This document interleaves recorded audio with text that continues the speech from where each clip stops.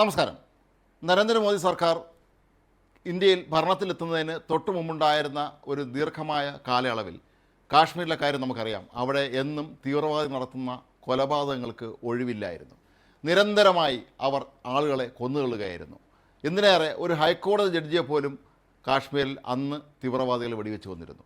1989 ശേഷം കാശ്മീരിലുണ്ടായിരുന്ന തദ്ദേശവാസികളായ കാശ്മീരി പണ്ഡിറ്റുകളെ ഭയപ്പെടുത്തി ഓടിക്കുന്നതിന് വേണ്ടി കൂട്ടക്കൊലകളാണ് അന്നത്തെ Jammu Kashmir Liberation Front JKLF എന്ന തീവ്രവാദ സംഘടന പദ്ധതിയിട്ടിരുന്നത്. ഇതിൻ്റെ ഭാഗമായിട്ട് തന്നെയാണ് അവർ 2000-ഓളം പേരെ കൊന്നുകളിട്ടുണ്ട് എന്നാണ് പറയപ്പെടുന്നത്. ഇക്കാര്യം ഒന്നുകൊണ്ട് തന്നെ ആയിരക്കണക്കിന് വരുന്ന കാശ്മീരി പണ്ഡിറ്റുകൾ കാശ്മീർ വിട്ടു പോവുകയും അവർ മറ്റു സ്ഥലങ്ങളിലേക്ക് ചേക്കേറുകയും ചെയ്തിരുന്നു. പിന്നീട് നരേന്ദ്രമോദി സർക്കാർ വന്ന് കാശ്മീരിൻ്റെ അവസ്ഥ തന്നെ മൊത്തത്തിൽ മാറ്റിയതിന് ശേഷമാണ് ഇപ്പോൾ അവിടെ കാശ്മീർ പണ്ഡിറ്റുകൾ സ്വസ്ഥമായി മടങ്ങിയെത്തി ജീവിക്കാൻ ആരംഭിച്ചിരിക്കുന്നത്. എന്നാൽ അന്ന് നടന്ന പല കൊലപാതകങ്ങളെക്കുറിച്ചുമുള്ള വിവരങ്ങൾ അതല്ലെങ്കിൽ അതിൻ്റെ പിന്നീടുള്ള ഫോളോ അപ്പ് ഒരിക്കലും നടക്കാതെ പോയിരുന്നു എന്നുള്ളതാണ് വാസ്തവം.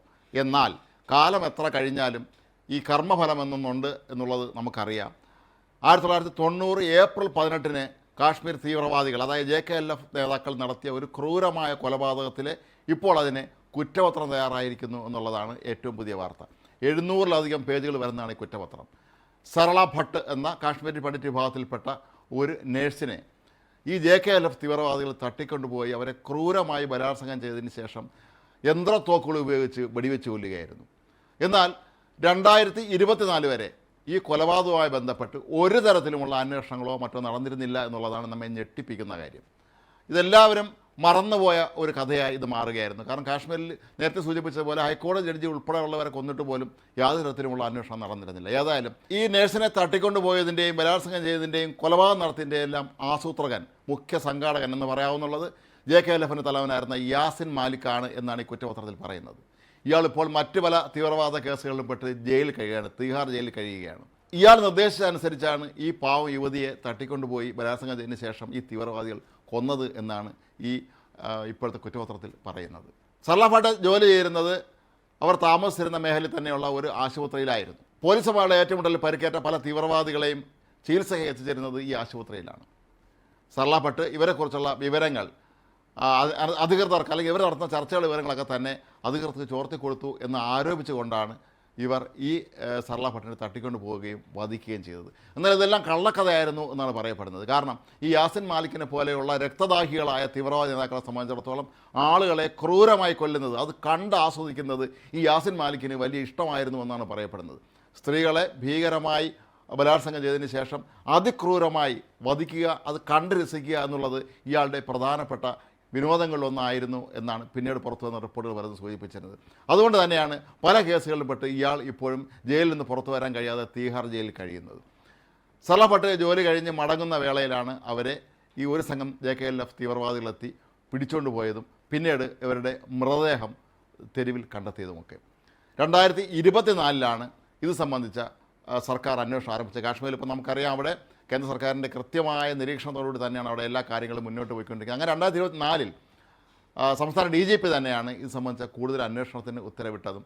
ഇതിലെ പ്രതികളെ 36 വർഷത്തിന് ശേഷമാണ് നമ്മൾ ഓർക്കുക, 36 വർഷം മുമ്പ് നടന്ന ഒരു ക്രൂരമായ കൊലപാതകത്തിൻ്റെ കേസിലെ കുറ്റപത്രം ഇപ്പോൾ തയ്യാറായിരിക്കുന്നു എന്നുള്ളത് നമുക്ക് അവിശ്വസനീയമായി തോന്നാം എങ്കിൽ പോലും അത് സംഭവിച്ചിരിക്കുന്നു എന്നുള്ളത് തന്നെയാണ് മനസ്സിലാക്കേണ്ടത്.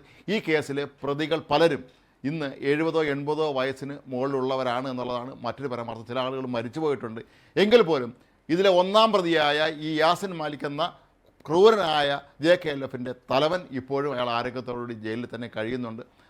ഈ യാസിൻ മാലിക്കിനെ നമുക്ക് ഓർമ്മ ഉണ്ടായിരിക്കും. പണ്ടൊക്കെ വർഷങ്ങൾക്ക് മുമ്പ് ഡൽഹിയിൽ തീവ്രവാദികളും കേന്ദ്ര സർക്കാരുമായി നടത്തുന്ന ചർച്ചകൾ പങ്കെടുക്കാനെത്തി പുറത്തിറങ്ങി പുച്ഛത്തോടുകൂടി പ്രതികരിക്കുന്ന ഒരു വ്യക്തിയായിരുന്നു. ഈ ചർച്ചകളെക്കുറിച്ചൊക്കെ തള്ളിപ്പറഞ്ഞുകൊണ്ട് ജനാധിപത്യ സർക്കാരുകളെ അങ്ങേയറ്റം മ്ലേച്ഛമായി സംസാരിക്കുന്ന ഒരു വ്യക്തിയായിരുന്നു ഈ യാസിൻ മാലിക്.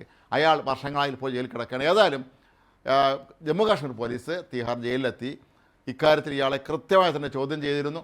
ഇയാൾ നൽകിയ നിർദ്ദേശമനുസരിച്ച് തന്നെയാണ് ഈ പാവം നേഴ്സിനെ ഇത്തരത്തിൽ ബലാത്സംഗം ചെയ്തതിന് ശേഷം കൂട്ടക്കൊല ചെയ്തത് എന്നാണ് അവർക്ക് മനസ്സിലാക്കാൻ കഴിയുന്നത്.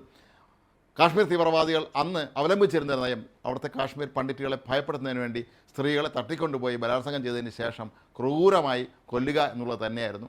അതിൻ്റെ ഭാഗമായിട്ട് തന്നെയാണ് അവർ ഇത്തരത്തിലുള്ള ഒരു കൊലപാതകം അവിടെ നടത്തിയത് എന്നാണ് ഇപ്പോൾ മനസ്സിലാക്കാൻ കഴിയുന്നത്.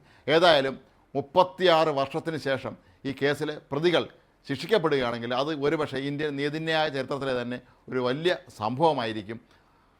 ജമ്മു കാശ്മീർ ഹൈക്കോടതിയിലെ ജഡ്ജിയെപ്പോലും ഈ തീവ്രവാദികൾ കൊന്നു തള്ളിയ കേസിൽ ശരിക്കും പ്രതികൾ ഇപ്പോഴും അകത്തായിട്ടില്ല എന്നുള്ള കാര്യം നമ്മൾ പ്രത്യേകം ഓർക്കുക.